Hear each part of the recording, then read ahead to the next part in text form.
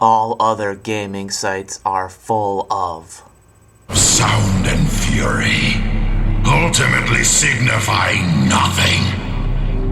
None have survived. You ungrateful monkeys.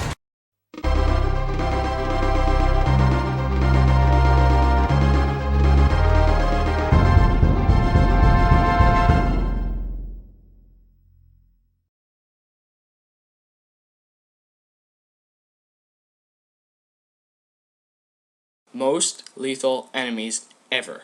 One hit and you're in your underwear and you're a pile of bones. Arthur's enemies must be especially hot to the touch. Even Maximo leaves a corpse. I guess Arthur is just more fragile?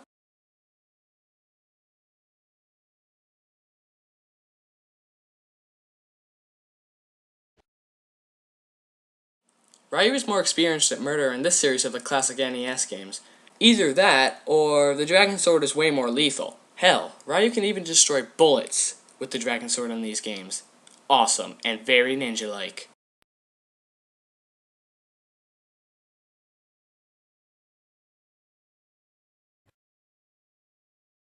Once Megaman suffers enough damage, he explodes. No falling off the screen a la Mario. No lurching off the screen and collapsing.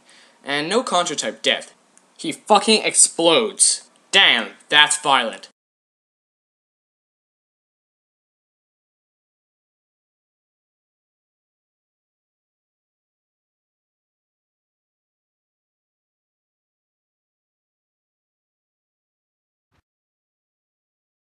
Dead Space. It is the definitive curb-stomping fetus game. Left and right, Japanese rape tentacle monsters spring from the shadows.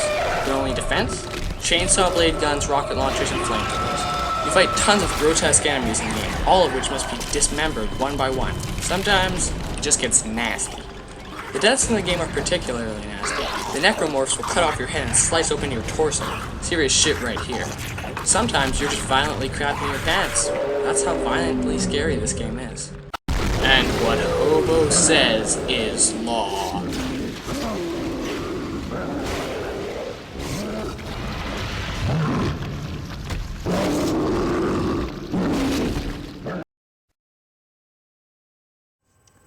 Number 6 is Splatterhouse. In this 2D gore fest, highlights include bashing enemies' brains against the background with a 2x4. You can also chainsaw fetuses that scream as they are sliced and diced, and of course, you can punch the shit out of, or the head off of, zombies. It's really just an amazing display of gore. There was even a warning on the Splatterhouse 2 box on Genesis. Hardcore stuff.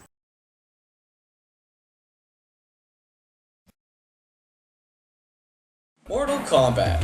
Think of the buckets of blood that is spilled from every flurry of punches. What a messy job for the janitors.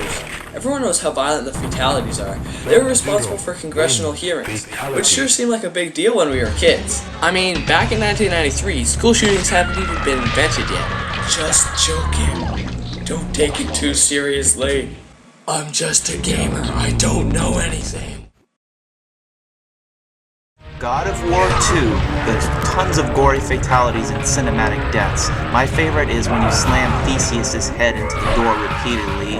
Also, smashing the Barbarian King's head in with his own hammer is great. And I love impaling Perseus, along with many other violent bits, like the classic Gorgon head rip-off, or the Cyclops eye rip-off.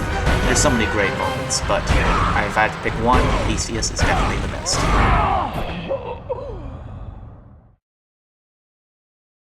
Clock Tower 3, London during World War II. An 8-foot-tall maniac with a sledgehammer smashes a little girl's face in. Remember, folks, this is all about context. While that might not be that violent in-game due to the perhaps limited graphics, just the thought of such a scenario is shuddering to me.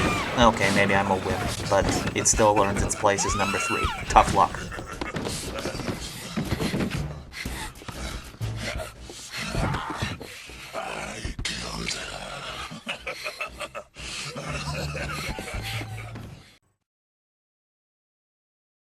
Gears of War. Chainsaws and wretches equals a big mess. Hell, actually it's a big mess whenever you use that on anyone, but they seem to be the most suicidal of all the Locust Horde because they come right at you.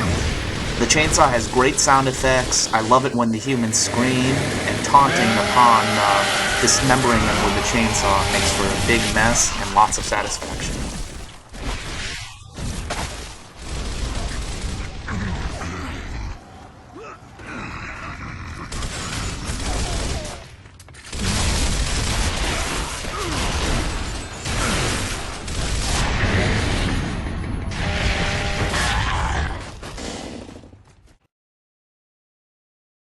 Ninja Gaiden 2 is the most violent game I've ever played. Let's see what we got in here. We've got enemies with no limbs, hobbling about, flying torsos, them taking you down in a last-ditch effort while committing suicide, and let's not forget the staircase scene from Chapter 10, I believe it is. Massive slowdown, plus bloody corpses flying everywhere equals instant win.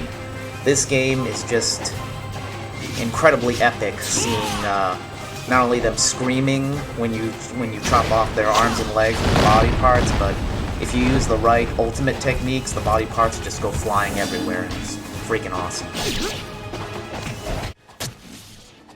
What are you hacking off? Is it my torso? It is!